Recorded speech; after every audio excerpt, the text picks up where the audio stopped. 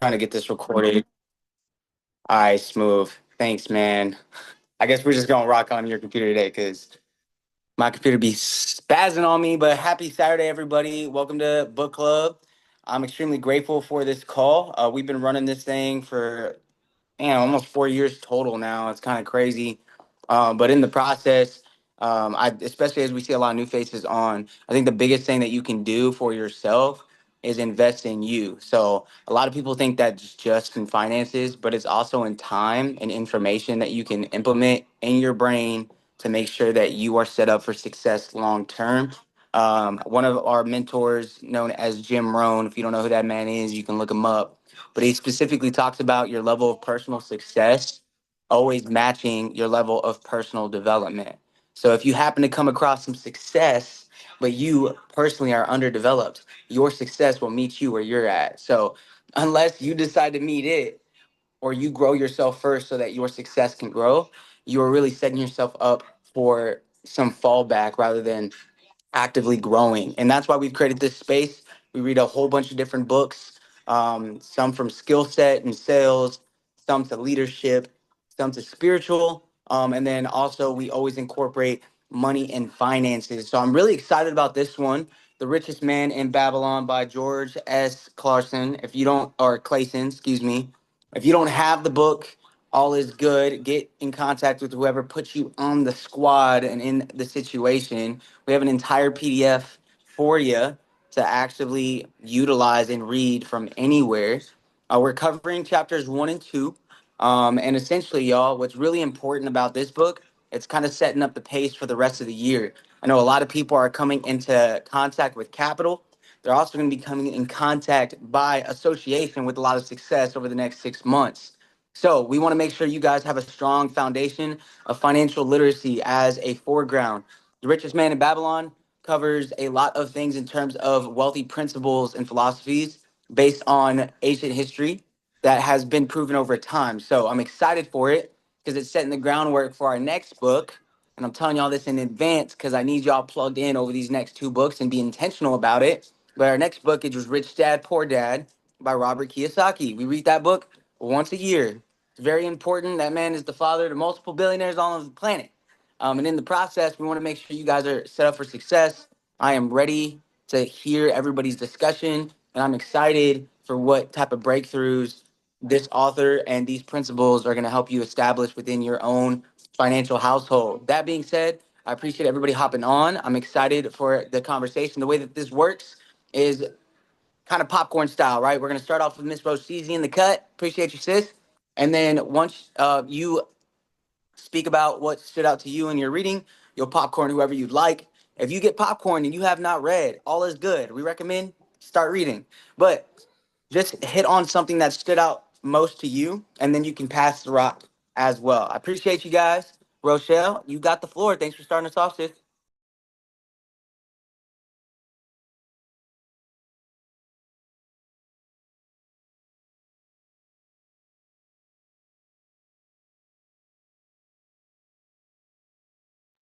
Mikhail, can you make me co-host, please? I'm gonna listen, do the best I can until Anna gets back. So All good, Mom. come on. The He richest said row. he said he already did. Hmm. Did it work? Okay. Boom. That's crazy because I didn't see all these people in the waiting room. My apologies, family. Mikhail was moving and grooving, and apparently I Oh, had access to the waiting room, and I just saw it.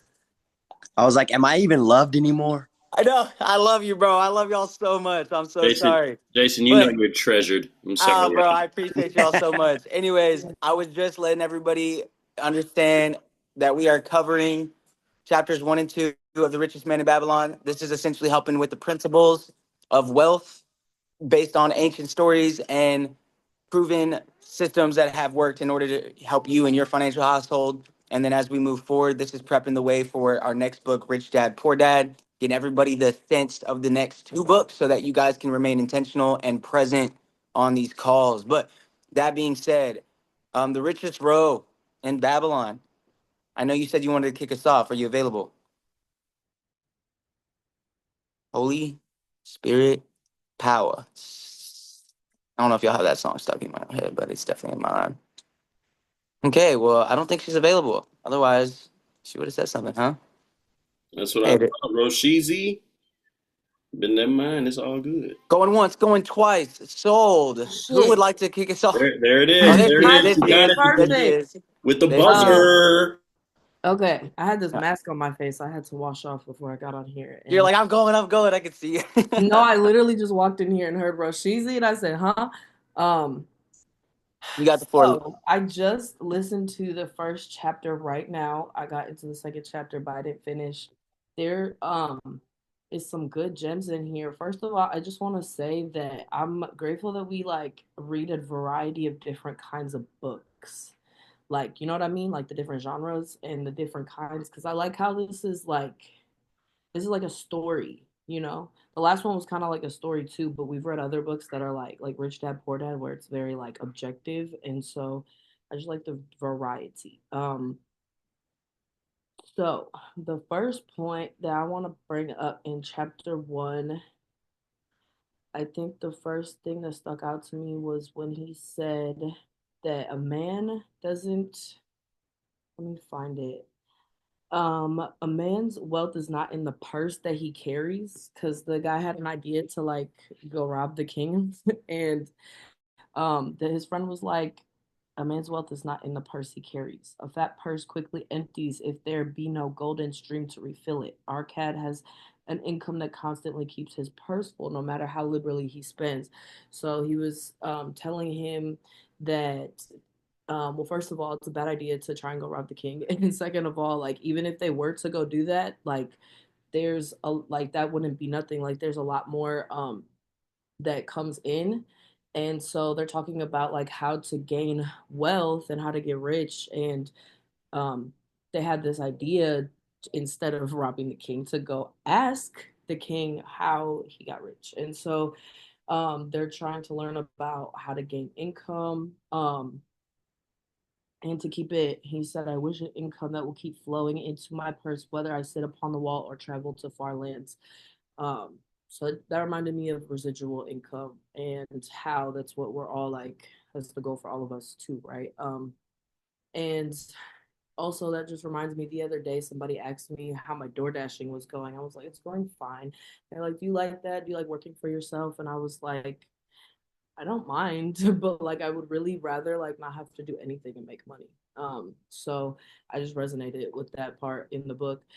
Um, and then I also liked how they were talking about how they became experts in what they already do. Like the guy who was Ben Sear is a chariot maker, and how he sought to become the best chariot maker, so he did become that. And then his friend Hobby was the best. He sought to be the best lyre player or whatever, and so he became that. And they realized that the reason why they don't have riches or wealth is because they haven't yet sought it. And so they had this light bulb moment, like, we're gonna go figure out how to get rich, and we're gonna get rich. And then I think that's kind of the biggest, let me see, yeah, I think that's kind of all I have to say about chapter one. There was something in the forward that stuck out to me too. I'm just gonna go back to that. In the forward, he said, I don't know if I can find it. Oh yeah, our acts. Okay, so he said, this book deals with the personal successes of each of us. Success means accomplishments as the result of our own efforts and abilities. Proper preparation is the key to our success. Our acts can be no wiser than our thoughts. Our thinking can be no wiser than our understanding. I really like that part, um, because when because I always think about how my what I think turns into my actions, which turns into my or no, what I think turns into my words turn into my actions turn into my habits, and my habits turn into my lifestyle. So I can't have the lifestyle. It's like um proper preparation is the key, and it starts with the way that we think, and it starts with um how we understand things. And I also think that it doesn't really say this, but like applying what we understand and think and know in order to get the results is also key. So I think that's all I have to say, and I have 3 minutes to spare to get to this other meeting. I love y'all. I will catch the rest of this on the recording, and I will read chapter 2 and 3 and 4 or whatever it's time for next week, and I will see you when I see you. Popcorn, popcorn, popcorn before you leave. Right. Um, I'm gonna call on Avery.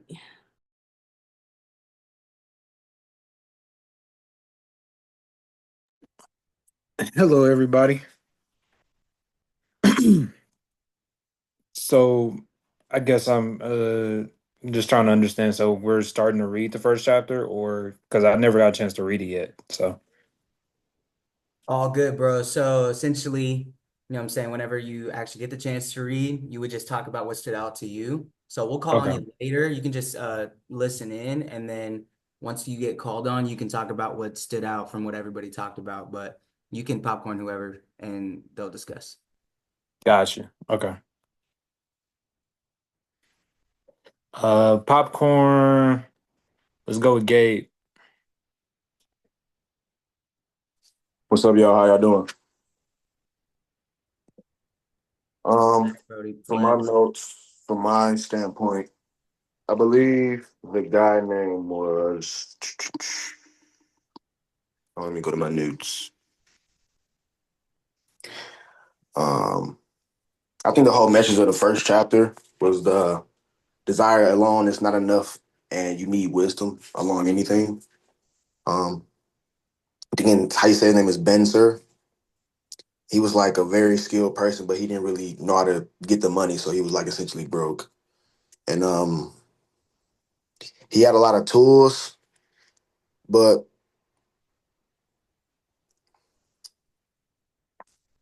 let me see. Kind of like got my notes everywhere.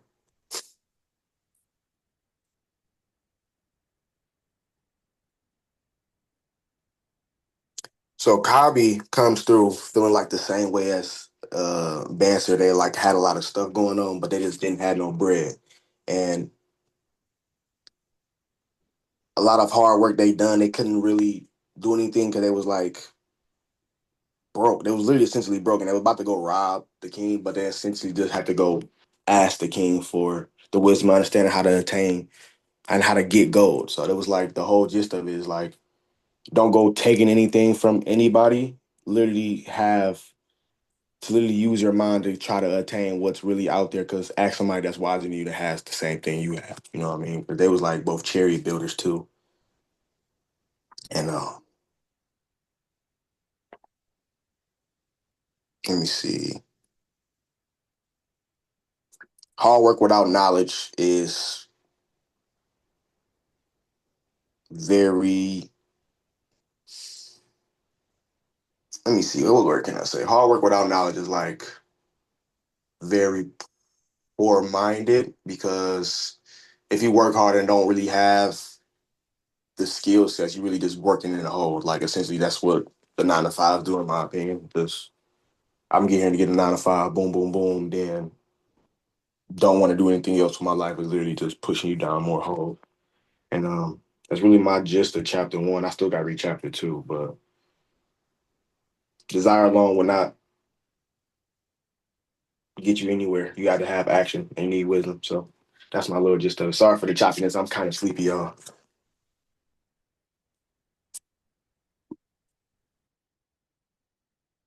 Oh, I got to popcorn somebody. Hold on. Yeah, bro, no worries though. Fire take. Let me see who in here. Uh, let me see. Jason, I'm gonna pick you, Brody. Let's go. Thank you. Thank you. I'm actually excited. I've been done. I'm reading a little ahead, but check this out. I like what Roshizi said too. The preface to the first edition. I have the hardcover. I always have to get hardcovers. Facts, bro. It's so nice. It says our acts can be no wiser than our thoughts, right? And I like to I like to look on my own life with a lot of things that I do, especially when I'm reading a book, because I mean that's the whole point of reading a book. You're supposed to take it in and actually like either one, relate to it or try to connect to it in a way of a different understanding, a different perspective. And our acts can be no wiser than our thoughts, meaning we do things that we think is right, right? So, but if we don't actually think it through, so hold on, I'm trying to figure out how to explain this. Our acts can be no wiser than our thoughts. The way we act on certain things, if we don't really truly know what we're doing, the acts are going to be wrong, right? So, like working for your whole life, you might think it's right because that's what the people have done before us and before us and before us, right? That's our act. It's no wiser than what we're thinking because that's what we're taught. Does that make sense? Sorry if that's a little confusing, but like our thinking can be no wiser than our understanding. If we don't truly understand things, you're not really going to think things through. And I always tie it to my life, how I was 3 years ago, of how I didn't really understand money. That's the reason why I couldn't really get to the next step, because I didn't understand how to get there. Does that make sense? Also, I was treating this book almost like a historical um education, almost things that I didn't know were really pretty much in this. Like Babylon is an outstanding example of man's ability to achieve great objectives using whatever means are at their disposal, right? Reminds me of the Marine Corps, because the Marine Corps is known as like the hand-me-downs of like the whole military. Like we have to do more with less type spill.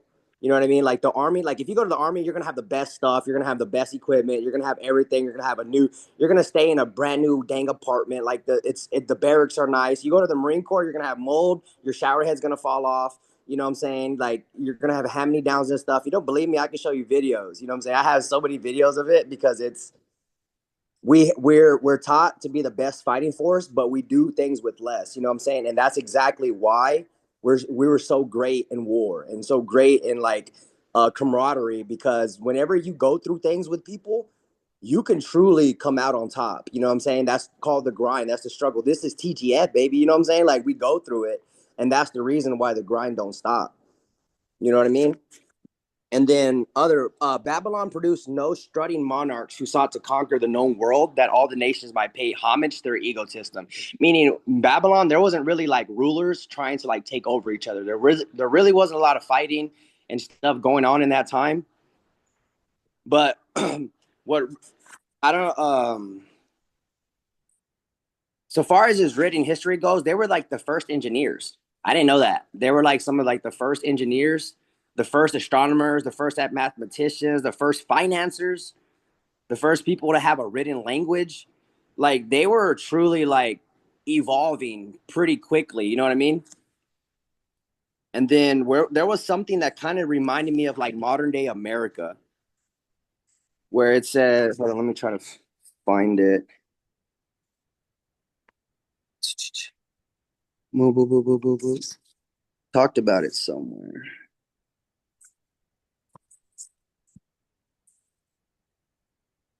One second.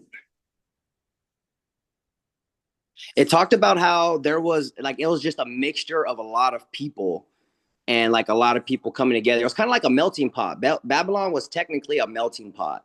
Just a bunch of like people coming from all over the world, meeting up, doing trades, making deals, becoming wealthy and things like that. And that's, to me, that I feel like that's modern day America. I don't know how to explain it, but like it truly is. Like we have cultures from all over the world.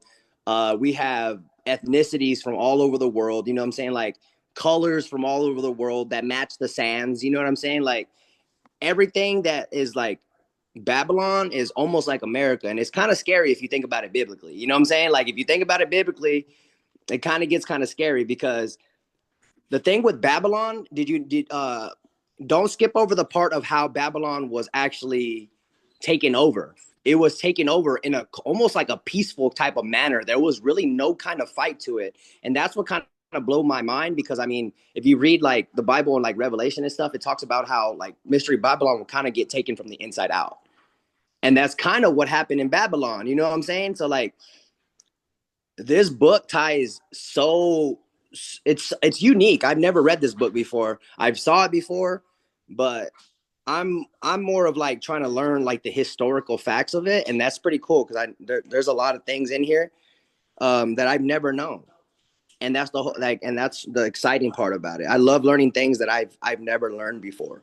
You know what I'm saying? Like they were first people to have an irrigation system, water canals, things like that. Like, bro, what? That actually truly had to be thought out. And the fact that they were in a barren wasteland, kind of like Yuma, Arizona, and they were able to bring all this wealth in, that's crazy. Because I've been to Yuma. Like my wife was like literally like 10, 15 minutes from there. You know what I'm saying? So like I know how it is to be in Yuma. It'd be burning. Like everything, you catch fire, you walk out there for too long. You know what I'm saying? But yeah, that's pretty much what I have for this. You know what I'm saying? I'm gonna let other people get some other things because I know there's a lot of interesting facts and a lot of interesting things that you can actually say, and I can run my suck forever because this is an interesting book. So I'm gonna go ahead and popcorn. Let's see. Let's go with Anastasia.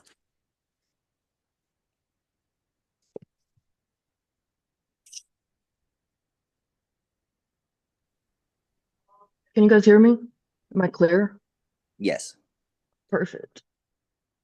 All right, so I didn't read everything. I read up to page, well, this is a PDF, but whatever, page 10. But when I hit some of my highlights, um, in the forward, I mean, the forward alone was like, damn. So it says, our prosperity as a nation depends on personal financial prosperity of each of us as individuals. And it's like it takes every single individual to be successful with the whole team. If we're all successful, I mean, the team is a huge success. And it's not saying like get rich as a team, get rich individually. And I believe that also means spiritually, emotionally, physically. I mean, it's a balance between us and what we can provide to the team. Um, it says our acts can be not, I think this is the point Easy hit on, but it says our acts can be no wiser than our thoughts. Our thinking can be no wiser than our understanding. Like I'm still a little confused on how to process that one, but I mean, there's some just these like one-liners, like, geez. And it said, da, da, da, da, da. Oh, at the end of the forward, it was they appreciated the value of money. And I think believe that's also key is like valuing the $1 I have, not saying, oh, it's just $1. $1 turns into two, three, four. So, I mean, there's a lot of and like historical wise too. I didn't know Babylon was such a um I don't know, fundamental process of a city and a community and how everything worked. It's going to be really interesting to see what else. But I'm going to popcorn it too. Oh, and welcome everyone that's new. Um, who's up? Who's up? Amani. No, she's talking. Mateo.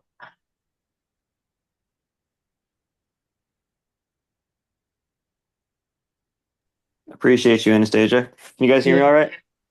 perfect. Thank you. What's going on, pretty people? Saturday morning, we're getting to it. A lot of people right now are hungover. We're learning, right? We're earning. Got to move different. Going into the first chapter, which I considered to be the historical sketch of Babylon, a lot of people I feel like overlook things. I know I did for sure, especially when I first kind of started to get into entrepreneurship and just self-educating myself and not rely on being taught by the typical system that we live in, whether it be school or, people telling us to do a certain thing so that we can get paid off our time, right? That this book, I love how I'm pretty sure it was Jason who said that he likes to look at this like a historical um account. I think it was Jason or somebody else said it because this is literally written in a way that you really have to learn how to watch, learn how to listen, and read between the lines.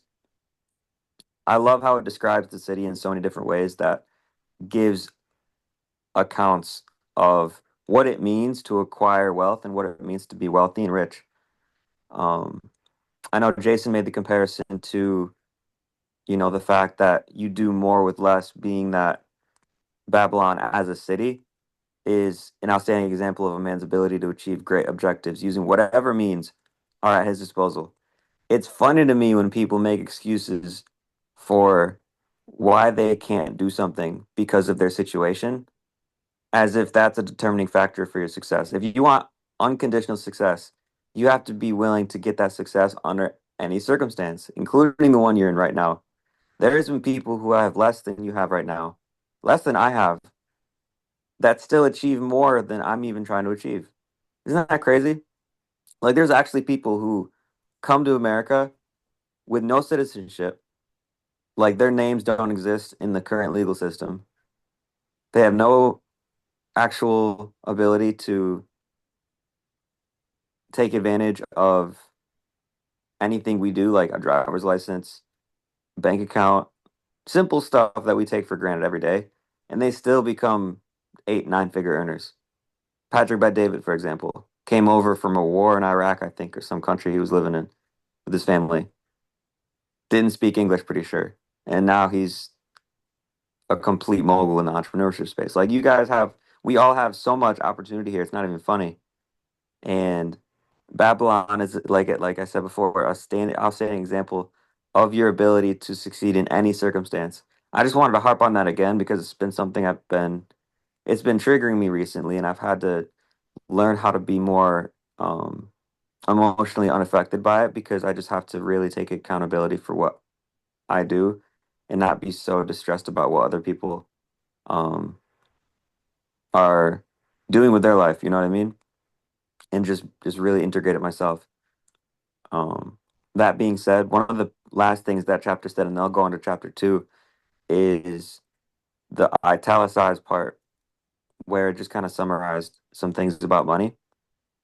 And these are some things as well that people, me especially, I know I had to really grow into this.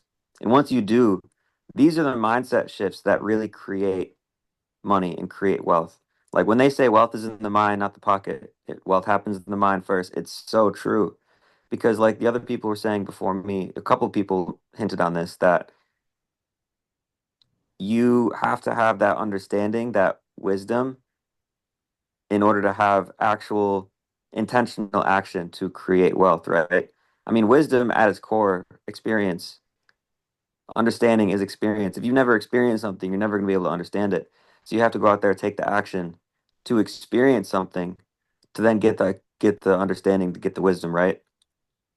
That being said, one of the italicized things at the bottom of chapter 1 says, money is the medium by which earthly success is measured. Period. There's no commas, there's no extra explanation, it's just period. So if you want to be successful, you have to have an objective point of view, meaning that, yes, earthly success is measured by money, not spiritual success, not emotional success, right?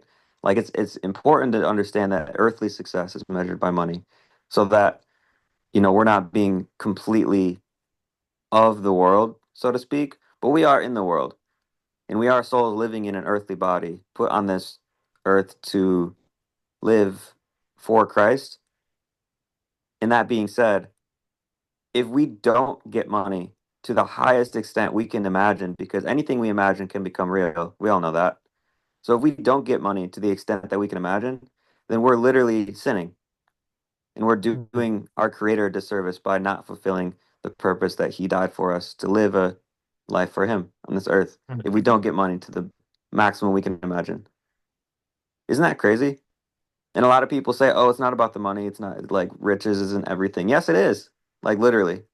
It's the means by which earthly success is measured.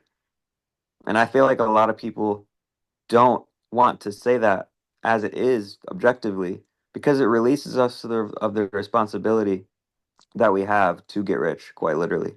And it's nothing that like is bad. Like it's such a blessing. It's such a good thing that we can get rich. Because if we get money and we have a good heart, we can make a whole world of difference. Just like the city of Babylon, how like powerful that city was for countless amounts of people. We can create a whole empire in each of our lives to be able to do that for people. Isn't that crazy?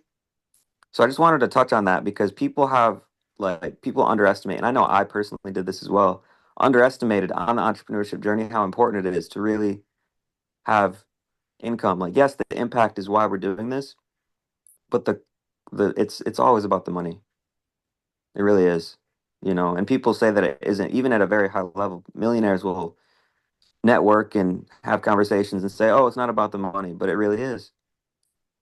And it's okay to acknowledge it because it's such a blessing that we have the freedom and the ability to, like, we have such a healthy mind and body to do that.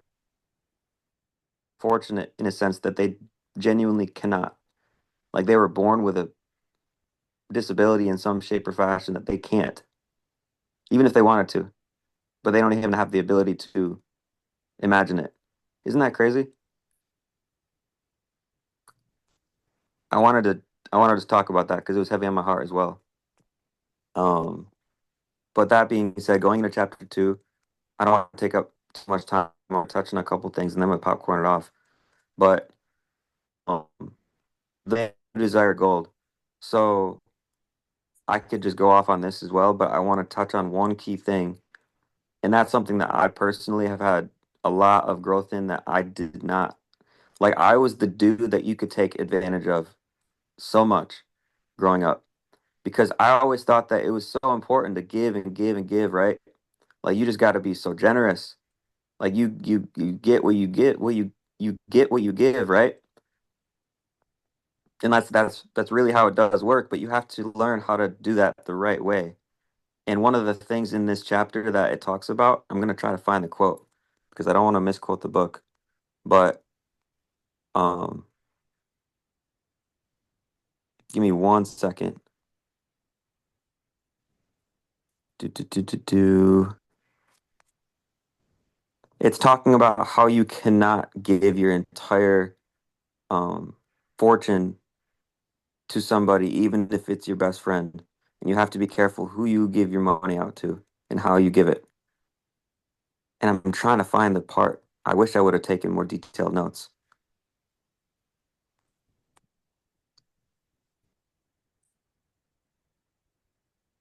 I hope I didn't go into chapter three. This I might be looking in the wrong place. Long story short, just to summarize it, you have to be careful who you're giving your money out to because money is a tool at the end of the day, right? And it's really important to do good work with the tool. Like if you have a hammer, right, and you're a carpenter and you have a hammer and a tape measure, right? Maybe a speed square, if people know what that is.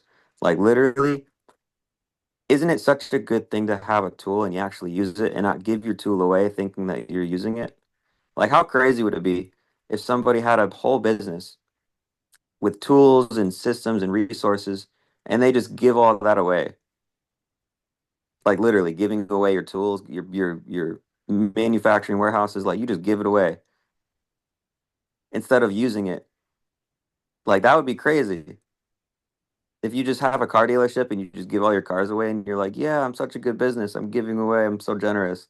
No, you're throwing it away. You're literally throwing it away. So, you have to have a certain sense of pride that's healthy in what you have access to and be sure to use it in a way that's responsible. Because now, as I'm starting to understand more the power of what we have in Akashics and um the money that we have access to, we have to learn how to be good stewards of it. And part of that is preserving it, right? It's about keeping it, not just making it. Because you have to stand on what you have and be sure that you protect it.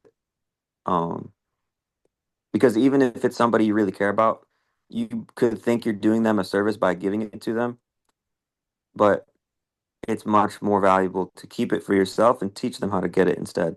and that's really how you, um, you know, right. But that being said, I'm gonna popcorn it. I know I've been hogging the mic for a little bit. I'm gonna pass this off to, um, well, why don't we do Amber? I know she's got some stuff going on in her head. Have you talked yet, Amber? No, I haven't. Can you hear me? Can y'all hear me? You're All right, cool. I just got my Starbucks. Let me park.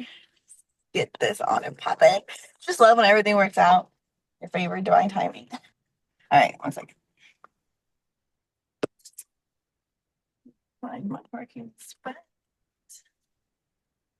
Okay. I love what everybody said. I'm so grateful for this space. I'm so excited. Like this book is really, really good. I'm so grateful for TGF for picking it. This is one of those books too that they talk about reading all the time, and then you just say that you will, but then you won't. Anyways, this is one of those books that I haven't like read yet, and so I'm just so grateful to be able to read it now with y'all. Let me pull up my notes. So one of the first things that I could think of right off the back whenever I was going through this chapter was the fact that in the second chapter, immediately he started talking about his generosity and how much he gives. And that's one of the things that like I believe is very, very important. I've learned is very, very important. Is like whenever you are creating wealth, if you want wealth and abundance, that being a good giver and being generous is like one of the things that is just so mainly important, because when you are generous and you give, like you are literally in the vibration of abundance, you know? And I do like what Mateo said right now too about like being smart with it, like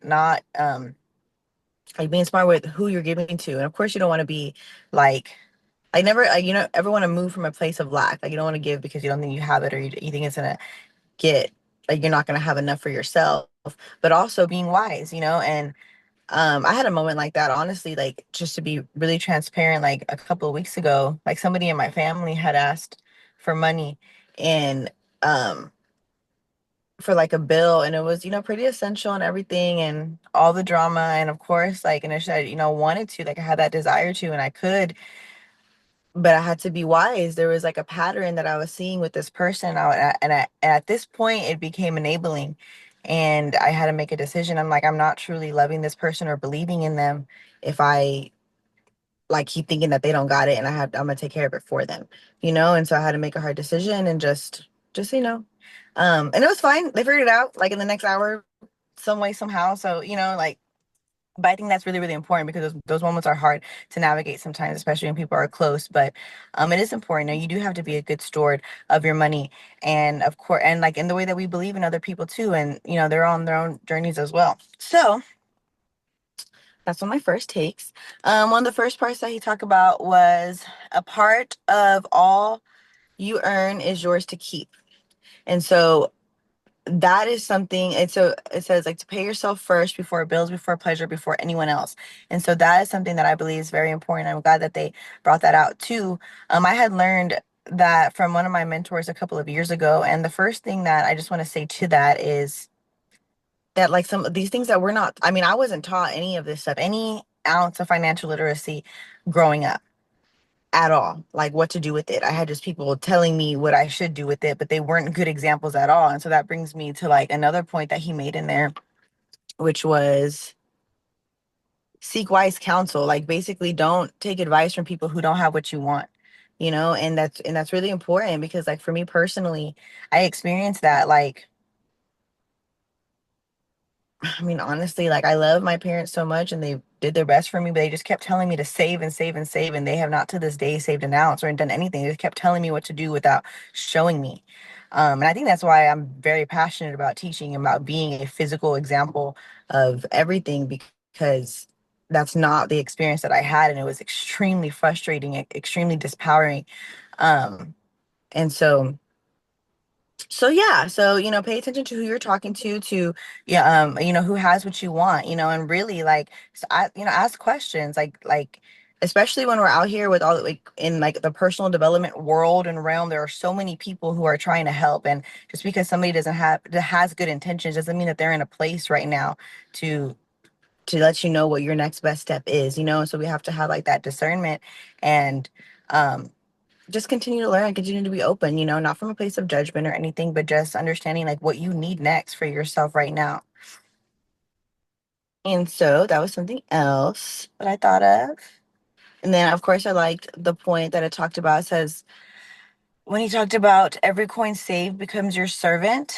And so it says, I had written down, your money isn't just something you spend, it's something you employ. Your money, let your money birth more money. And so, of course, I love that because it just reminds me of what we're learning when it comes to investing, you know, like learning how to make money work for yourself, you know, investing into yourself, allowing, your money to multiply, right? And again, that goes back to like learning financial literacy. Like in a poverty mindset, in a scarcity world, that's not the case. Like, you know, as soon as you make money, there's a bill, there's something to spend, there's something to do, and it's gone. And then the hustle or you have to get it again. And that's not wise. It keeps you in the cycle of survival mode. It keeps you in the cycle of being tired, of just being stressed out. And I love what Mateo said also about like when basically like in my own words, like when you're broke, like you're not honoring God, you're not honoring yourself. You know, if you're not a financial, like if you're not taking care of your, like to me, one of the ways that my mentor said it a couple years ago that really hit me is she was like, your bank account is a reflection of how much you love yourself. And for a long time I had a couple zeros in there and I was over here trying to be Miss Self-Love and it wasn't reflecting. And we have to be honest about that. Like we have to be really, really honest. Like when it comes to money, money is a physical representation of what you are doing, like of yourself, you know? And I this like we have to be aware of our words and the conversations that we're having about money. And at the end of the day, like money matters a lot. It matters a lot. And we have to get away from like for some reason this just brings up the fact that like there's a bunch of people out here who talk a lot of shit, excuse my language, about rich people, about wealthy people, and but yet they want that, and you can't do that. Like it's not the money that makes these people evil or greedy or whatever, it's themselves. Like they're have like money just expands who you are, you know. And so we have to just be very important that that's not something that we're resonating with because or like speaking about because that's like it's going to go into your subconscious. And especially if you have a lot of emotion and you really believe that, like you're subconsciously not going to allow yourself to build the skills that you need to grow for yourself. And I don't know if someone had said it, or maybe it was in the book, but I had thought about too, like there's different realms, there's different conversations, there's different paradigms. And like one example that I like love to use and I say for myself all the time, especially living here in Austin, is there's always this conversation. I don't know, maybe this conversation is everywhere, but like people always like to talk about rent and like, oh my God, the rent is so expensive. And like rent, like it's just so expensive over here and it's so expensive over there. Like, oh my God, how much are you paying in rent? And like they talk about like how people's rent downtown is like so expensive. And it's like, oh my God, I can never live downtown because the rent is so expensive over there. And it's like this conversation. But I remember one time a couple years ago, and I know for a fact that I had this experience for this reason, but I used to walk dogs like full time. Like I was just like walking dogs out here. And I used to go to downtown. I used to go to these beautiful condos downtown and like pick up these dogs and like walk them and stuff. Those condos are full of people. They are full of people who are paying rent and they're not having that conversation. They are full. Like there's a lot of people taking up a lot of space in there who are paying that rent. And I just started to think to myself, like, I want to have this conversation. I don't want to be in that conversation no more. Like, I don't want to be around the realm of people who think that paying this much amount of money is a lot, you know. And it's really not personal. It's just like it's about what you want and knowing how, like, and knowing, you know, like the laws of the universe and how they work and start putting them in your favor, you know. And I believe too, like as a leader, every single one of us are leaders, and we have to set those boundaries and those standards for for ourselves. We have to really like start to say, like, I'm not talking about that. I don't talk about that. Like, I don't talk about broke people problems. I don't talk about struggle. I don't talk about being stressed out. I don't talk about having to hustle. Like, no, like money comes to me easily every single day in every single way.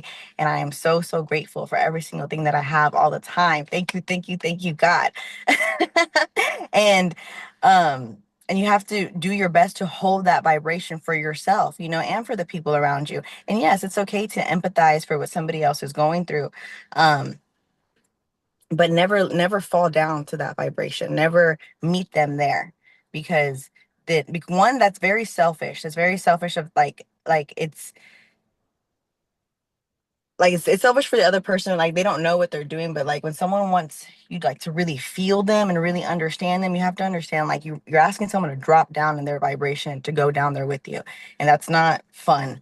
That's not okay. Like, yes, you have to empathize and yeah, but you have to like set those boundaries and be like, I'm up here, and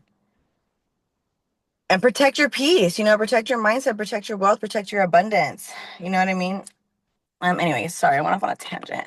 Let me wrap up my thoughts. Sequence cancel. Where's the last one? Oh, last point was enjoy your life, but will build wisdom. I am very much about enjoying our life out here and enjoying these experiences. I understand, like, you know, we have to save and we have to, you know, have discipline and stuff. So yes, you know, do that, but also know that you can do both. You can build your legacy, you could build your foundation, you could build all of the things that you need to build and enjoy your life. You can also go on the trips. You can also buy the things that you desire. You can also enjoy life and enjoy yourself. And if you think that you can't, then that's back to the lack mindset. That's back to thinking that you're not going to have enough. You know, so we just have to make sure that we are enjoying our life and we're being responsible. If you don't want to do it because you set a goal for yourself and you set a boundary, okay, that's one thing and like good, right? But if you're doing it because you're like, well, no, I need this money to do this, or like I'm not gonna have enough, then might as well throw the money away, because now it's not gonna multiply anyway, because you're in the vibration of lack anyway. You know what I mean? And I don't know for y'all, but for me, I use the pleasures of life to motivate me. Like, I'm going to all inclusive resort next week in Cabo for 7 days, and I am so excited. Um, and I know every time I ever come back from a trip ever, I am 10 times more fired up. I am 10 times more like convicted in what it is, because I just can't wait to go back out there.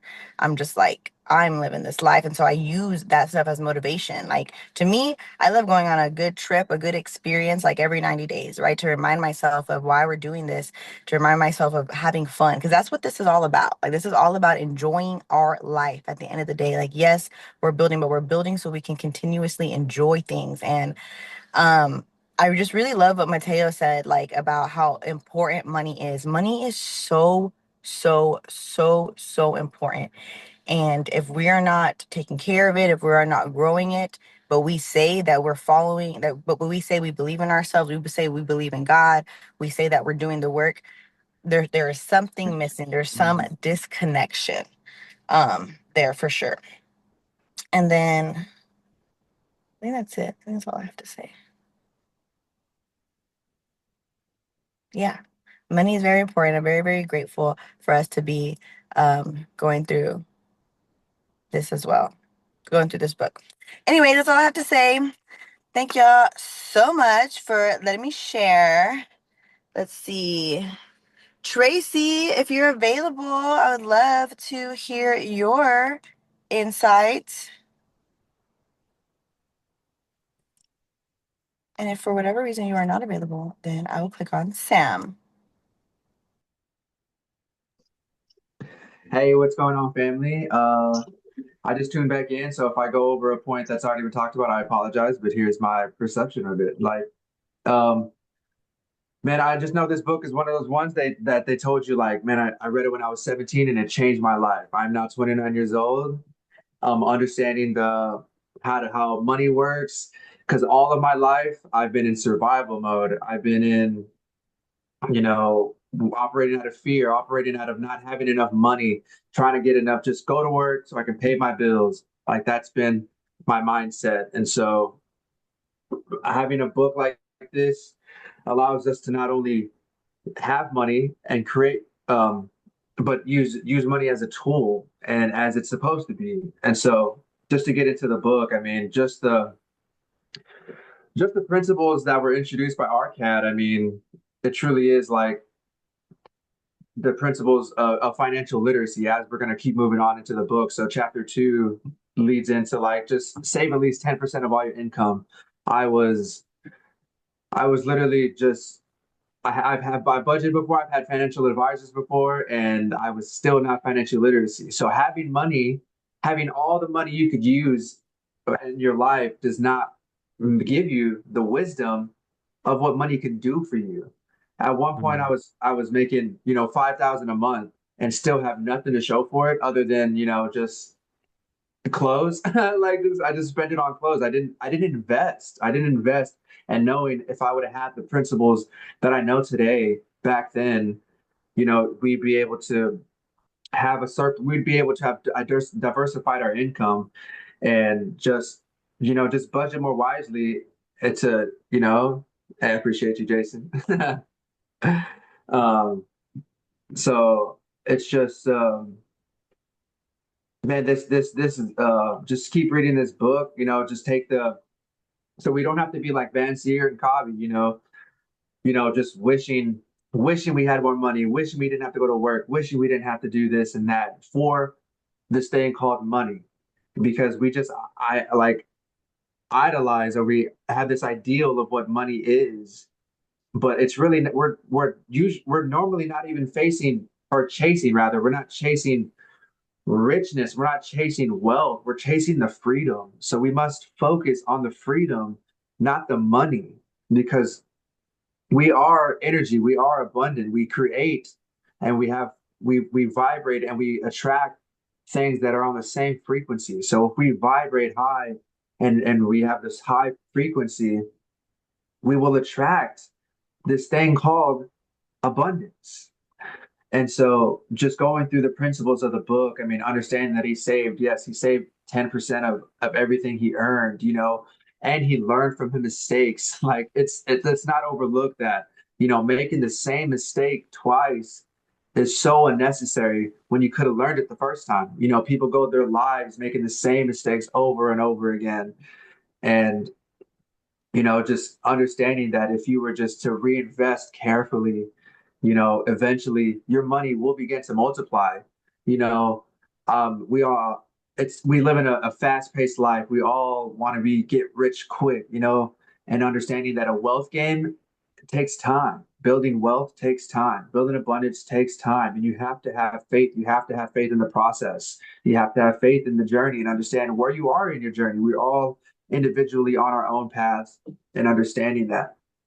So you really just, introduced me to rules of money. I mean, you have to budget wisely. You have to invest to say you have to invest your savings. As we read in Rich Dad Poor Dad, a savings account.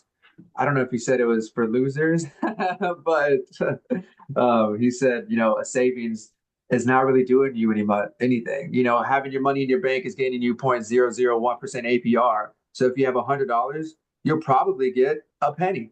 And understanding that the position we have to leverage the financial markets, we're gaining 1.3% a month. Like shout out my boy Gabe. Like he gained 1.3% this week. So understanding the position we had and being able to leverage the tools that we have access to in 2025. Our parents did not have access to the internet like we have access to. We are the generation that grew up without internet. So we understand the power of it. And because we understand the world without it. Everybody growing up in 2004 or 21 right now, like they grew up in this age of internet and instant access and getting whatever they want, and understanding that the power and the laws of the universe do not abide by you just because of what you want, just because of what you desire, just because of what you ask for. So that's really what I got from this book. As I close out, I'm not sure who wins. So let me see if I can popcorn Amani. If I know she just got in, if you are available and ready, I would love to hear some energy. I appreciate y'all. Thank you. Thanks for your share, Sam. Hi, guys. How is everybody doing? I hope y'all are doing fantastic. Um, so far, like this book, really fun. Like how we're set in ancient times in Babylon where things were gonna hit the fan, but they haven't just yet. So, I know you guys have talked about this book for so long. So it's very exciting to actually be reading it. I see why it's like such a good read.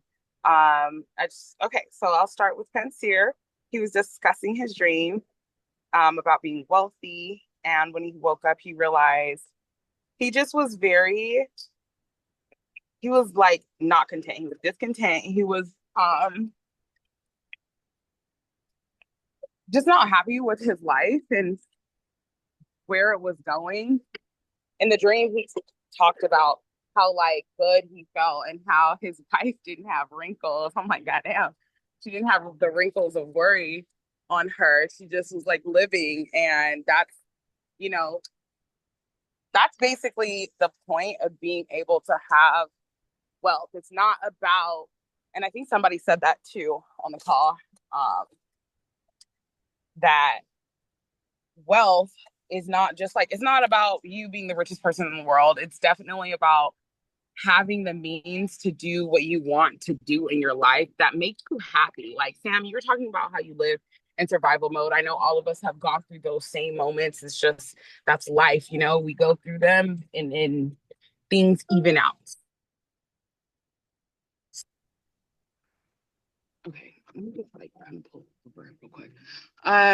But yeah, like being in that survival mode sucks, man. Like there's no life there. You're just like basically fighting for your life. That's what survival mode is, fighting for your life. So him having this dream and like feeling those feelings and waking up knowing that he did not have that was really sad for him. So his friend Kobe came in and was like, couldn't believe that he was even saying those words and like how defeated he was in this life. Um, which sucks when your hope is lost and you just feel like there's nothing that you can do. But there's always something that you can do to switch your life up. You just got to go with that feeling of this is my dream. This is what I want. That feeling was so powerful to me. I need to make sure I have it forever. Um, and that was really powerful because I know everybody on this call has goals and desires and dreams and the things that they want. And seeing it play out in front of your eyes is amazing. The journey though is even more amazing because yeah, we there's ups and downs, but you can absolutely make your dreams come true.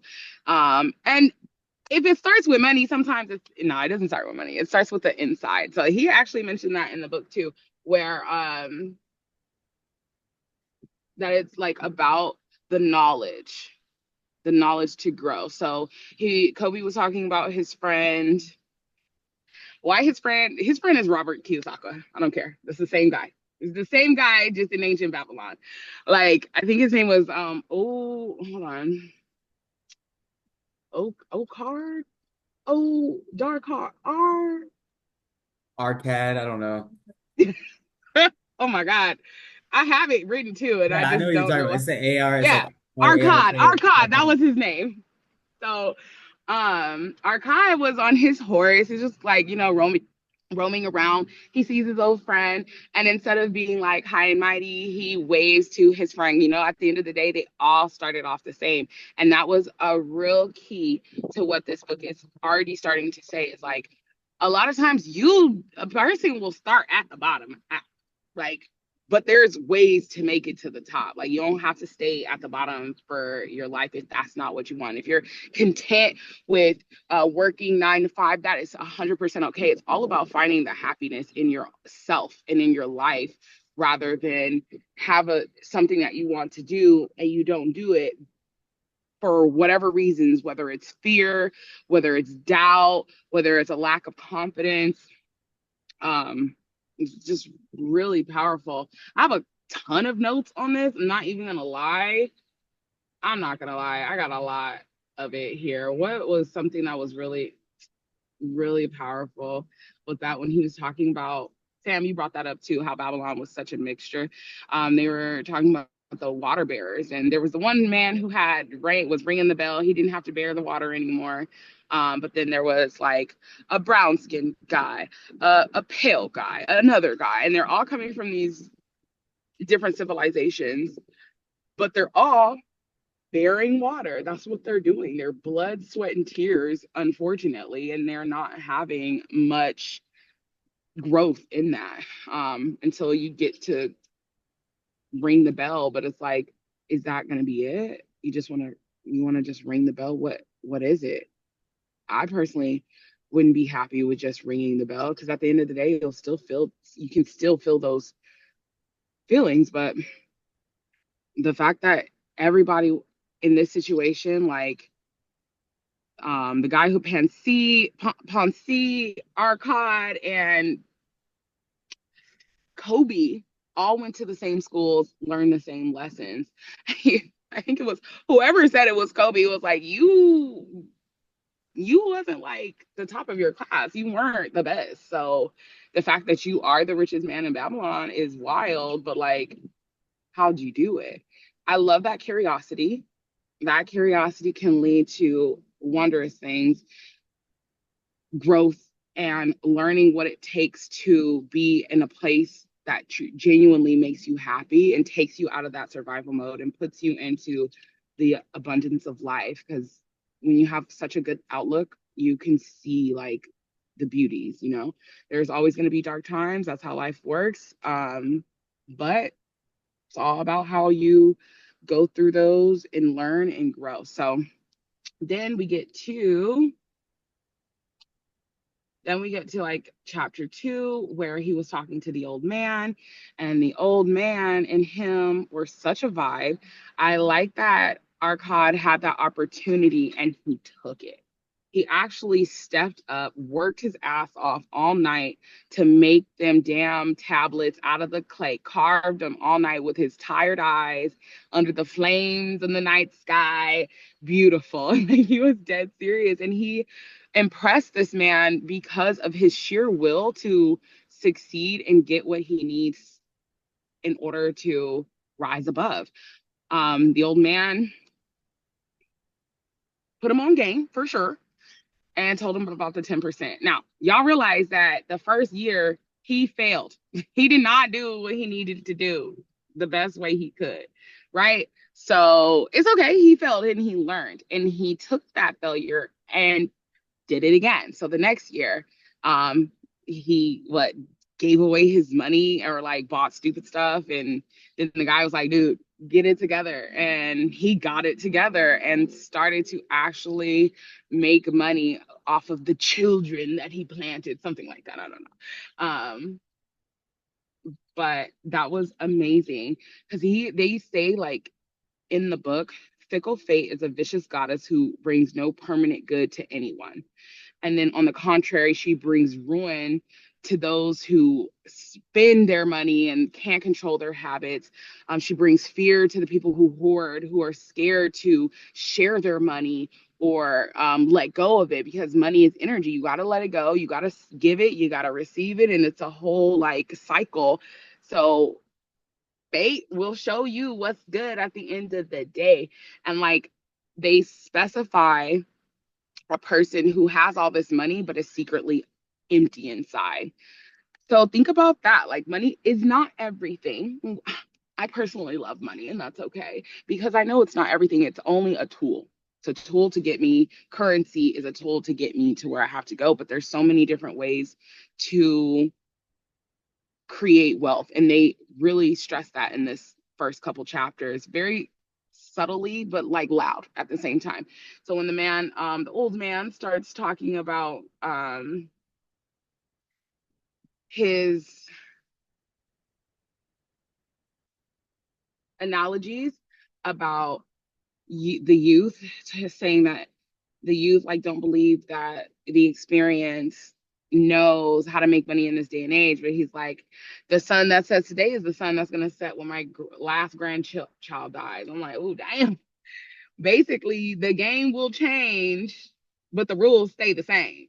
So learn from these older people, get that knowledge, because if they've been making money for decades before you were even born, they know what to do. They know how to work with what they have and grow that. It's so powerful. I even loved how he made the analogy of the youth being like the meteor that rolls across the sky, that flies across the sky, and the stars that sit in that night sky are the older people with the experience that are just able to, just sit and be pretty, So beautiful analogies, very exciting as well.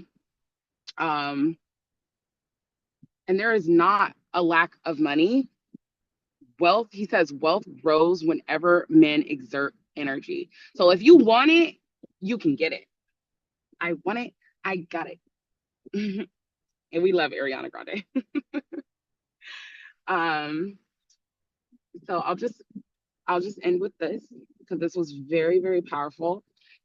Um, our God talks about the lessons that him and everybody he knows and went to school with learned that his teacher dropped this knowledge, the knowledge of what you know already and the knowledge of what you have yet to discover.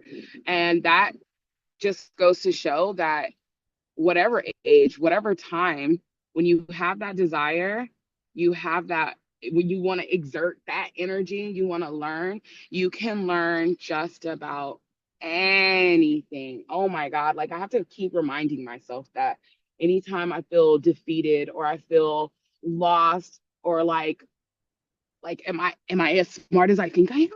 Do I know what I'm doing? Those moments of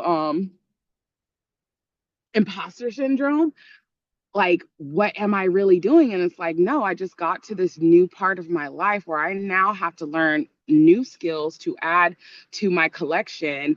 And that's okay because that's what knowledge is all about, keeping the knowledge that you know, sharing it, growing it, and then learning new things from more experienced people.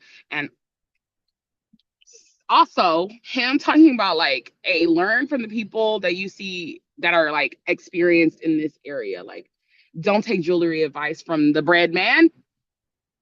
So that's very powerful. Keep that in mind, y'all. And I'm just gonna leave off on that. I appreciate your time very much. Have a wonderful Saturday. Popcorn. Popcorn.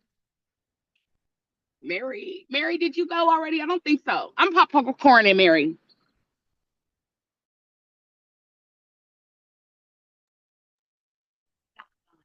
But I have not read the book either. But I have a lot of good feedback on this book. I did just download it to my, so I will be getting caught up. But just to kind of touch up a little bit on what I've heard, uh, I want to kind of piggyback off of Amber and her generosity. She had brought up from chapter 2.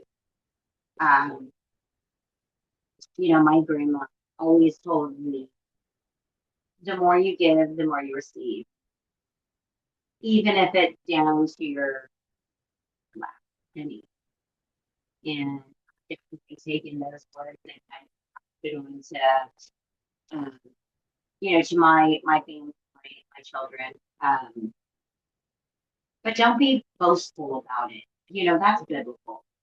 And that kind of goes to my heart, like as far as helping people out in need, giving somebody a place to stay, whatever it is. It doesn't necessarily mean, but just, I guess, the shape of your, like the kindness of your heart, doing it out of having humility. And I've learned that um, over the years, and as I've been through my faith journey, what it really is to have humility. But other than that, I just wanted to touch on that. I'm not sure who else has not gone, but I know Marcus and Paul have not. So, son, if you want to speak more. Thanks, Mom. I'm excited for you to really dive into the book as well. It is powerful. I know what Rich Dad, Poor Dad did for you. So this one's definitely going to help you something serious as well because it allows you to think. So everybody hit on a lot of great topics, and I appreciate all the gems of everything that y'all were talking about. I'm going to keep mine very in tune with some of the things that stood out to me. And I think one of the most impactful pages in the read was page 23. And essentially, what he had said, I kind of summarized in a sentence. Wealth and success is a decision, period.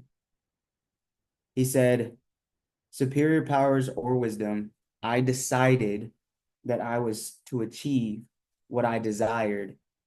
Time and study would be required. So he knew that once he decided, he'd have to put in the work, and then he did that. But as he started putting in the work, he had to go seek that wisdom from somebody that had the information he was looking for. So I also wanted to touch on the fact that, like, why would you go and ask a bread maker about astrology, right? He said, why would you ask a brick maker about gems? That makes no sense. And the wealthy guy told him, he who takes advantage about his savings from one who is inexperienced in such matters shall pay with his savings for proving the falsity of his opinions. I was like, boy, that's powerful. It's so powerful because you don't understand. Like he said, a fool will learn by his mistakes. And in essence, he was saying, like, bro, I done told you, but you're gonna have to learn. And I like resonated with the guy because I don't know how many times I've told people to practice proper risk management and then they blow their accounts. And I'm like, okay, you're gonna learn by your experience because that's what literally taught me.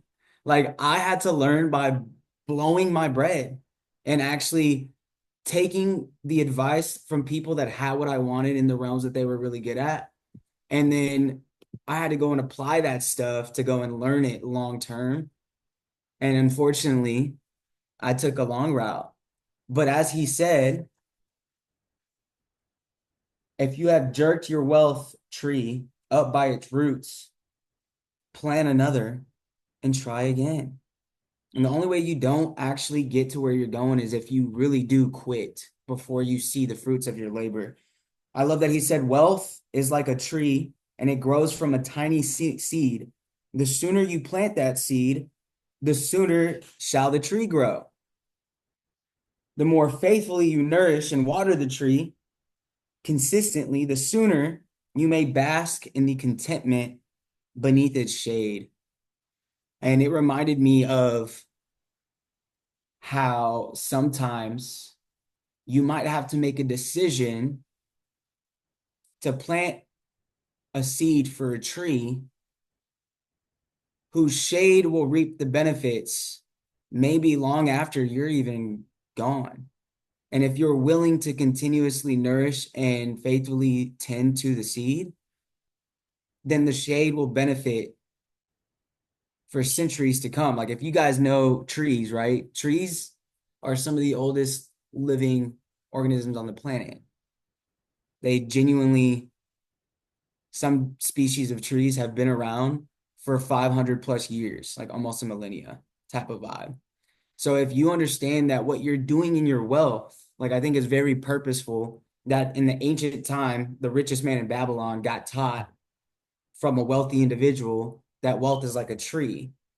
And if you do it the right way and you take care of it, it'll last long after you're gone. And as Imani said, the game changes, but the principles and the rules don't. Like they're still applied and it can be passed from generation to generation. And last time I checked, that's what I've been after. That's what a lot of people who've been here have been after as well. Right. And he essentially talked about saving. And I wanted to touch on this because both Amber and Sam touched on it as well. But I don't have a savings account, y'all. Once Robert Kiyosaki told me savers are losers, I said, bet. I got to figure out a different way, right? where I can have my income, as he said, like you have a portion of your income, a part of all you earn is yours to keep. But he specifically had said it in the on page 26, a little above where he talked about wealth being a tree. He said, if you would become wealthy, then what you save must earn. And its children must earn, that all may help to give you the abundance that you crave. So y'all, I don't have a savings account. I have investments.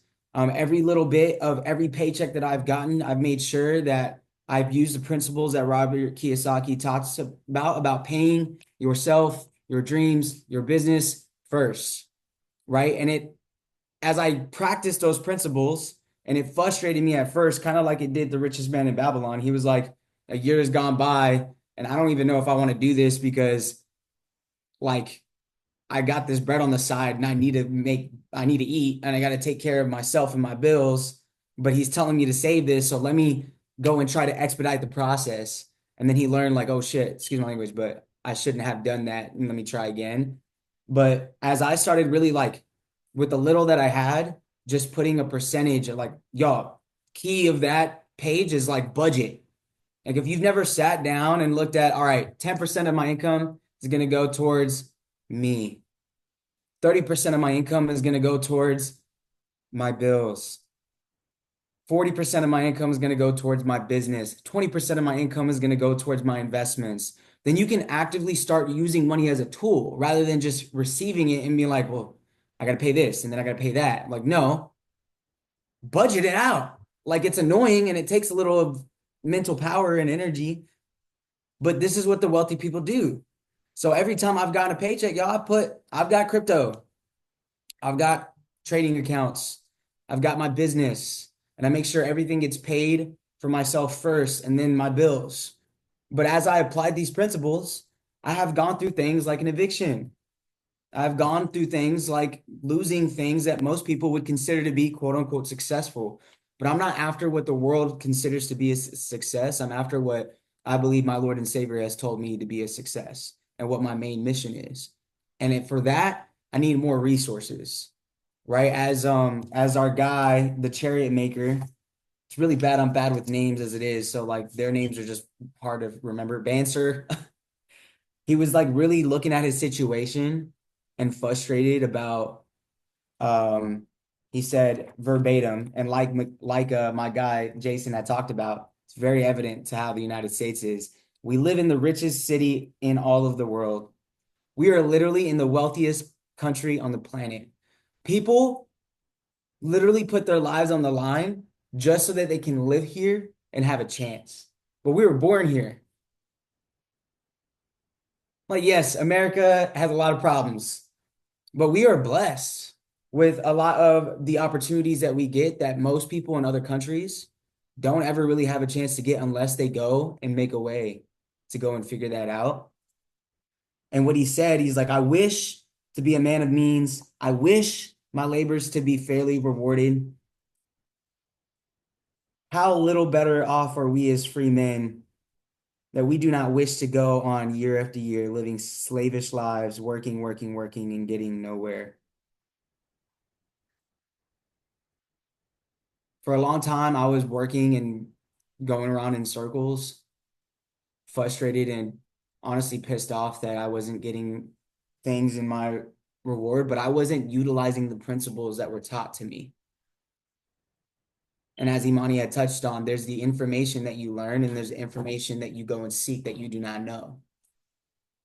And the information that I knew I needed to find out, I wasn't seeking with enough intention to apply until I started applying. And now that I've applied these principles over the last 365 in a more intentional manner than I ever have, I'm connected to the most wealthiest people I've ever had in my life. I'm connected to the greatest opportunities, a community of faith-based people who really want to co-create and do their part. Shout out Stasia. I was going to touch on that first sentence, girl, because it's so powerful that the wealth of a nation is really dependent on the wealth of an individual. And if you get around some winners, you can win. It's like, it's just simple. You know what I'm saying? It's very difficult to comprehend because we live in a confusing time sometimes, but in the process, it's just getting in the understanding that you can accomplish everything you want, but you've got to seek the wealth to obtain it. Otherwise, you're not going to go and have a chance to go and actively get it. Period, point blank.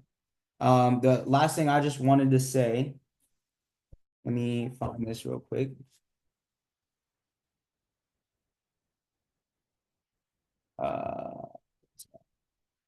Okay, it's at the front. It was in the forward. So they appreciated the value of money. These people in Babylon. They practiced sound financial principles in acquiring money. The word practice is very practical. It means they did the things that they learned. And then keeping money, acquiring money, and making money earn more money. And it's so wild because, like, as we've been intentionally on this journey over the last 5 years, that's what we've been after. And I'm just grateful because a lot of the principles that they're teaching, we're starting to put in place. So one thing that no one touched on is this truth. Money is the medium by which earthly success is measured. Earthly. Money makes possible the enjoyment of the best earth has to offer and affords. And then money is plentiful for those who understand the simple laws which govern its acquisition. Money is governed today by those same laws that were accustomed with Babylon some 6,000 years ago. And I think that if you understand, as my guy said, as for time, all men have it in abundance. Each of you have let slip by sufficient time to have made yourselves wealthy, yet you admit you have nothing to show except your good families, of which you are justly proud. It comes down to what you do with your time. It's literally all we have is right now. And like what's going to happen is dependent upon right now. Right now can either be affected by what has happened, something you can't change, or you can allow it to inspire you to do something better. But it's all about time. I believe wealth is, or health is your greatest asset, and time is your greatest commodity in wealth, period, point blank. Time is something that you spend regardless, but it's something you can't earn more of. And in order to get more access to your time to do more of what you want, you've got to be willing to put in the work with your time. And if you're honest with yourself about how you use your time, you'll be more effective. Like I don't know how many times I've heard the objection, I don't have the time. And it's not just to close somebody and put them in the system. It's literally having to help somebody understand, like, bro, why do I have to persuade you to go after your own visions and dreams? Like, what are you talking about? I don't have the time. That makes no sense to me. You do have the time. You just spend it on things that you want to spend it on. If you want to get wealthy, you'll learn the things to get wealthy. If you're struggling and frustrated, then the best thing that you can do is something. And it's kind of like his friend was like, bro, the last thing I'll say, I'm sorry, I'll take a little bit. But the last thing he said, whenever his friend seen him and our guy, the chariot maker, was complaining about his situation, he goes, boom. Right, he had asked for a shekel, which is like the currency that they had, right? He goes, no one, he goes, thou has not one shekel in thy purse to lend, yet sit like a statue upon a wall. Like, what is he doing with this time? He's sitting there moaning, complaining, and frustrated about his life rather than doing something different about it. And I think that was one of the greatest reminders. Like when you see yourself frustrated, like, okay, bro, but like if you're in a position where you don't have the income, go and figure it out. And what I've like, one of the harshest truths that I've ever been told by some of my mentors was, bro, ain't no one going to do it for you. You've got to save and participate in your own rescue. You sulking in your situation does nothing more other than keeping you exactly where you're at And in fact, if you're not moving forward, you're literally moving backward by default. By default. The way that this is okay, I promise this is the very last thing I'll say. But y'all know those little things that on the airports, where it's like a walking sidewalk, or like right, you can like hop on it and you can walk. I What is call it? it a walking escalator. Oh, okay. Yeah, the one from the An Geico commercial. escalator. I feel like it's different. Okay, but walking escalator.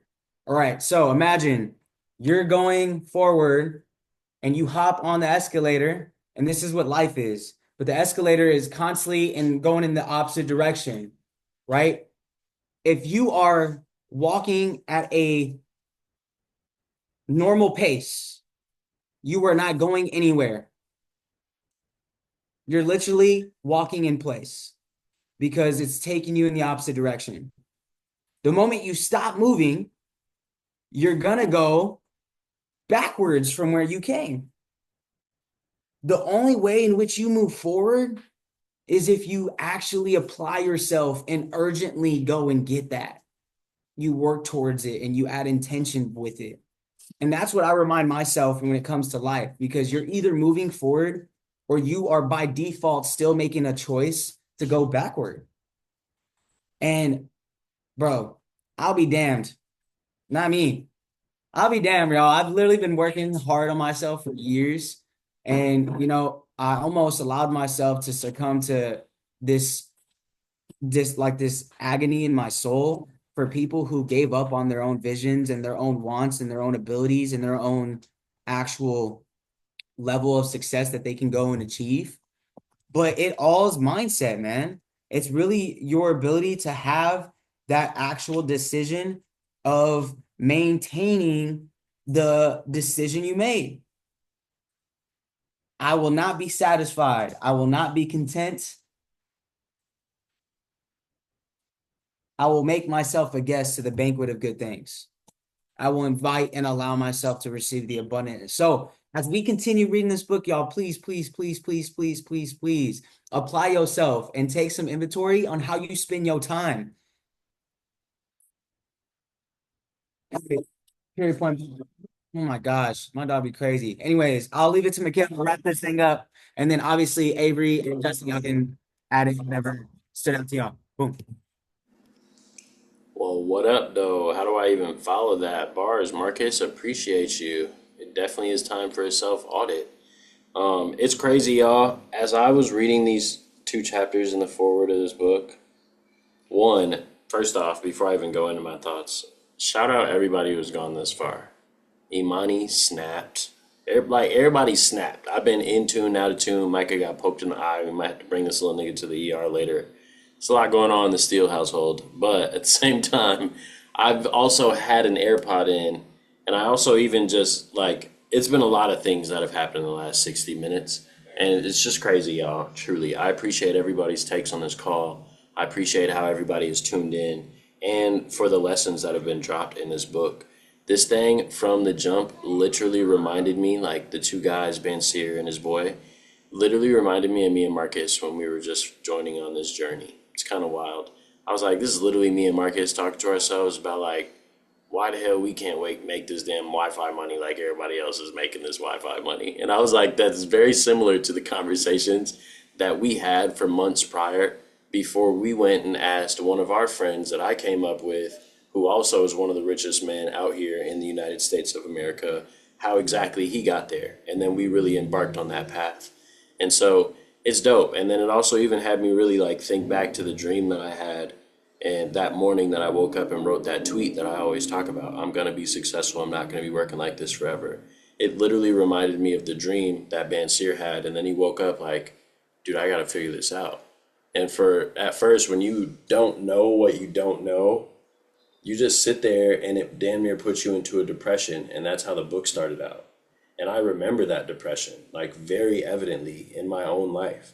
Literally, I've told this story to quite a few people over the years, but the morning that I woke up before I posted that tweet, I had a really vivid dream, one of the most vivid that I've ever had. Still to this day, I remember it like it was yesterday. And I was sitting on a wall, just very similar to my man Bansir, except it was a blacked out room, and I did not want to get up and leave. I was just over it. I was tired. I was tired of working. I was tired of grinding. I was like, dude, I know that I could live a greater life than this, but I don't know how. And I'm over trying to figure it out. And I was damn near finna quit. And then I woke up. And when I woke up, first thing I see is the mother of my children in the other room. But she wasn't the mother of my children then, but I had always dreamed of living the life that we live today in other dreams, and I had seen visions of it. So I'm like, I can't quit. I got something to actually live for. And then I go to work that day and I posted that tweet. I'm not going to be working like this forever. I'm going to be somebody. I'm going to be something. 7 hours later, I bump into the pastor of my church growing up and he shows me the Dream Trips platform. Therefore, my life absolutely changed when I just literally, I had a very similar moment. So reading this book brought me back a lot of nostalgia as they were really talking through them first chapters, to the point where I was like, damn near even missing parts of what they said because it was giving me flashbacks to my own life and how my process was going. It's kind of wild. But I did screenshot some things. So we're going to go through these screenshots. First off, I loved it like I don't know if it was like, okay, yeah, these are the 7 rules. I just screenshot it in the beginning as I was starting the book because I was like, this is fire. Start thy purse to fattening, control thy expenditures, make thy gold multiply, guard thy treasures from loss, make thy dwelling a profitable investment, ensure a future income, and increase thy ability to earn. If that ain't like damn near everything that we teach in TGF, I was like, that's lit. You know what I'm saying? We definitely on the right path. This is my first time reading this book. All my mentors have ever, like, they've talked to me about it. I've glanced at different pages over the years. I've talked to different mentors about it, the whole nine. But I've never actually read this thing. And so to read it and recognize the synchronicity in what we're building here, we lit, y'all. And I'm proud of everybody who's a part of this thing in all of its chapters, the whole nine. But in that, especially that number 5, make thy dwelling a profitable investment. Shout out to getting a home-based business. They were talking about it 8,000 years ago. You know what I'm saying? But in that, the next thing that I screenshotted was boop, boop, boop, boop, boop, boop. I don't know why. Oh, just a thank you that he gave to all of us, to the business executives who have distributed these tales in such generous quantities to friends, relatives, employees, and associates. The author takes this opportunity to express his gratitude. No endorsement could be higher than that of practical men and women who appreciate its teachings because they themselves have worked up to important successes by applying the very principles that it advocates. Big shout out to Squad. You know what I'm saying? He was literally talking to all of us. I hope y'all took that.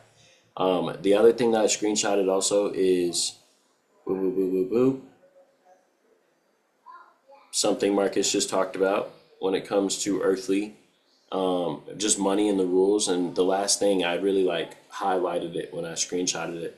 It said money is governed today by the same laws in which it controlled, or in which controlled it by prosperous men throwing the streets of Babylon 6,000 years ago. Somebody earlier said it like, yo, the old heads, the people who've been making money for a long time and who are still making money, they know exactly what to do. And it's not even necessarily old heads. It's just people with experience that are out here doing it at a high level, consistently doing it, not going backwards, moving forward. Find some people who have what you want, do what they do, get what they have. We just have like modern ways of saying these exact sayings. And it was so much synchronicities in here. I was like, this is phenomenal, bro. Quit playing. I'm going to literally post this thing. Like, it will be featured on my bookshelf in the background of all the Zoom calls going forward when my physical copy comes. So I'm excited. Also, when he talked about him coming from the bare minimum, being, as you know, the son of a humble merchant. Okay, one of a large family with no hope of inheritance and not being endowed, and as you have so frankly said, with superior powers or wisdom, I decided that if I was to achieve what I desired, time and study would be required. Marcus briefly spoke on this as well. I just heard him, but in that, it's like, yo, you have got to go and figure out and find people who have done what you want to do, and then commit to actually going through the process that they tell you to go through, and then actually learning the skills that they teach you. Period. And with what everybody does in this realm, everybody on this call right here, right now, part of TGF Network, these people listening to my voice, all of us, literally, we are in the process of this. We have found somebody who has done a lot of work to get the results that they have gotten in the space that they're in, whether they be an empowerment coach, whether they be a financial coach, whether they be a branding coach, whether they be a 7-figure, 6-figure, 8-figure, 9-figure trader, wherever they are on the spectrum. You are literally finding people whom you actually can get access to their information, and literally learn. It doesn't matter where you come from at all. You've literally just got to go put in this time and study the actual skill set in which you want to excel in. And for me personally, in my life, how I can really relate this is like with this skill of business, communicating, networking, network marketing, and this entire industry and everything that it entails. I literally did not come from people who knew exactly what to do. I did not grow up around people who knew exactly what to do. I knew that my whole family made music, but in them making music, my grandfather wrote all of Prince's music, yet my grandfather never lived like Prince lived. I want y'all to understand the music game for 2.5 seconds. In the music game, the songwriters actually make money longer and more than the performers do. Some real things, because I know I tell a lot of people about my history and about my past. And I was on a call the other day, actually, where a girl who was getting started, if I'm not mistaken, it was Tracy who was on this call earlier. She's like, yeah, like I came from like my grandparents were wealthy. My pops grew up working $40,000 a year, and that's how we lived as kids, period. I didn't grow up with like a family who was like multimillionaires and parents. And I was like, yeah, bro, I feel that. Like, I didn't either. You know what I'm saying? I actually grew up with people who absolutely lived the wrong way financially. I grew up with people who spent all their money on dumb things like Bansir was in the beginning of this, where it literally was just going to food and bills and whatever else you literally can't even remember. And so in that, when it comes to the music game, even though my grandfather has made money longer than Prince, he's been alive longer than Prince. He does not live like Prince does because my grandfather did not get financially literate until about 3 years ago. We were sitting down in his living room. He invited us all over, had the first family finance meeting, brings up his friend who's been an investment banker all of his life who does live like Prince. And in that, he also just married his sister, you know what I'm saying? Third wife out here. Shout out my grandpa. But in that, as they got married, she was like, hey, I don't know what you got going on, but I thought you had something better going on. We about to get it together financially for your whole family because there's essential laws like we're reading about that you need to actually implement, not just know about, but implement into your life so that you and your family can actually reap the benefits of what's going on here. Because you actually got a lot going on, but you don't know what to do with it and you're ruining your own life. And in that, like my grandfather has really started to get intentional now, but he was not financially smart at all. I didn't grow up around financially literate people. My mom poured everything back into her own business, and that was great, but that business owned her. And my father was a street pharmacist who poured all of his bread into jewels and having a great time and vibing out. We never took no family vacations. They never started no family savings accounts. They never paid for nobody's college. They never did none of that at all. Still haven't to this day.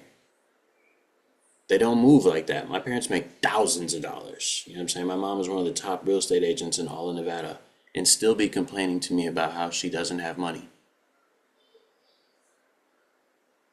It's because they don't financially move smart because they haven't taken the time to learn this stuff.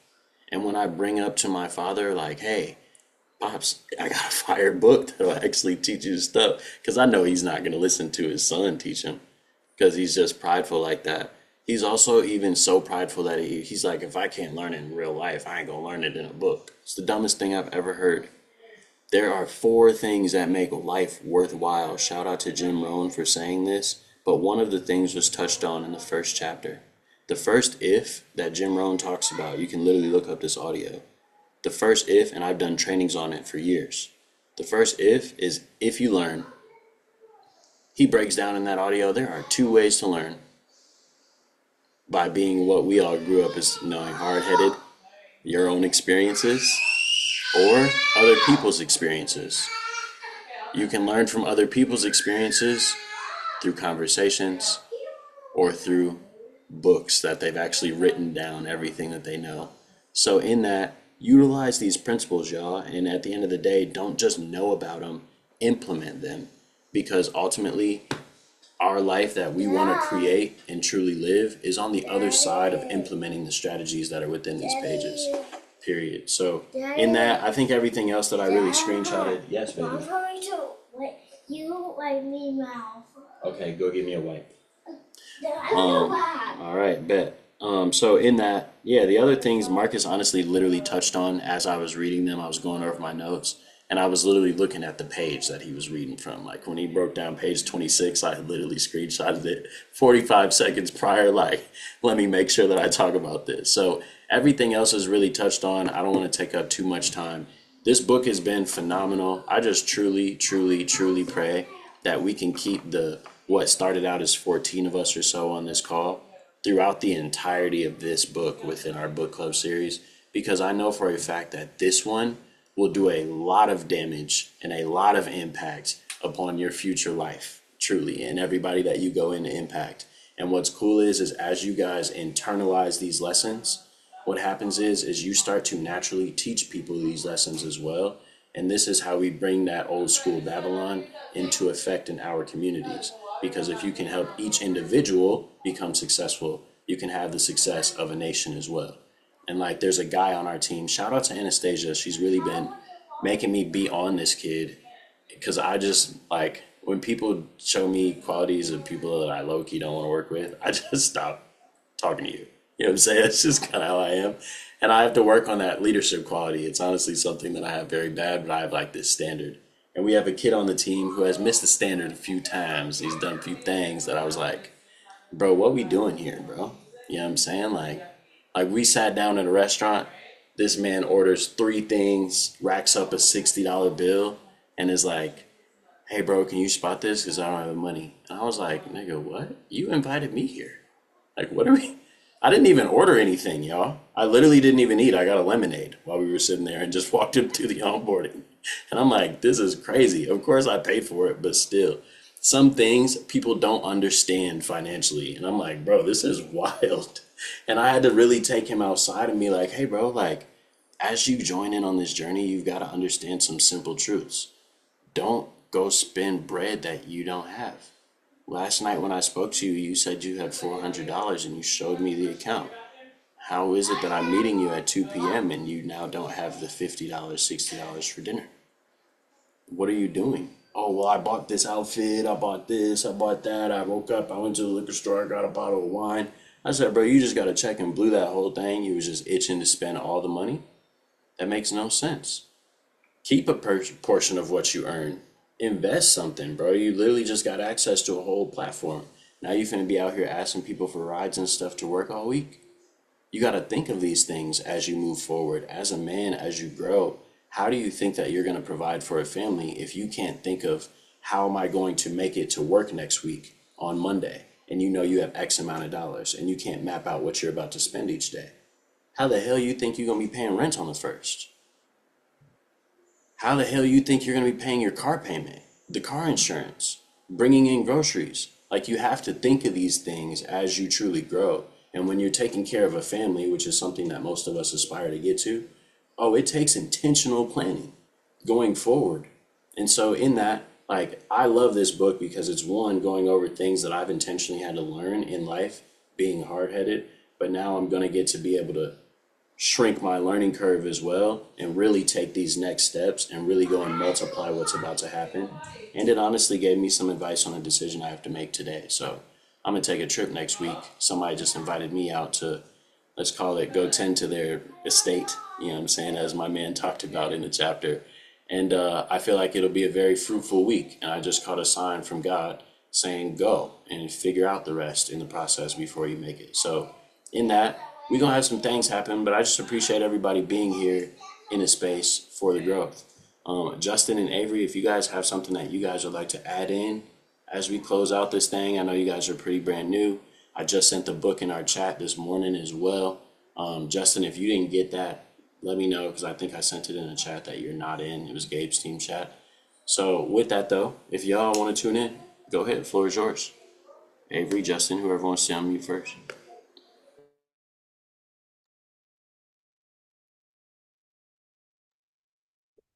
Hello guys. My thing is I took like 3.5 pages of notes and it's 1:30 right about now, so Oh.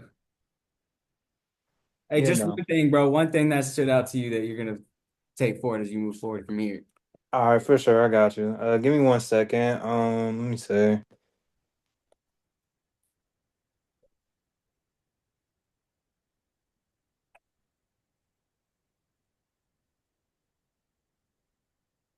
Oh, so what really stood out to me is like if you don't get to a level of financial success God sees you having, it's a sin.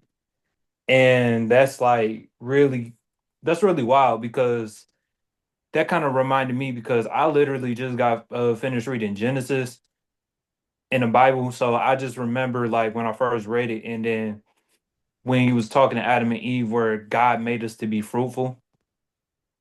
So basically, and that means it's like we were made to have abundance in life. We weren't made to have less. It's pretty much the decisions and then our different influences, if they're not good, that kind of diminish what we become.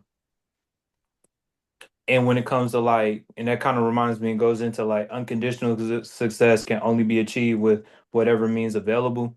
I mean, I've heard different stories about even for like Steve Harvey, who lived outside his car for a while, or lived outside his car for a while, who was homeless, going to the point where he has very popular TV show where he's famous now and everything. So it's like just because you are where you at doesn't mean like you will stay there. Like as long as you have the will, the desire, and willing to put in the work and the action to get what you want out of life, you will definitely get it.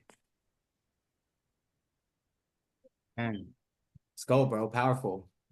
And I'm excited, man. For those who don't know, Avery's one of the newest people on the team. And the conversation I had with my guy the other day was definitely something serious. So, bro, I look forward to the impact that we're gonna all co-create together because I know you got a great head in your shoulders, bro. And sky's really unlimited. I appreciate that, my brother. Yes, sir. Justin, going once, going twice. Just a little too busy to really lock in a All proper.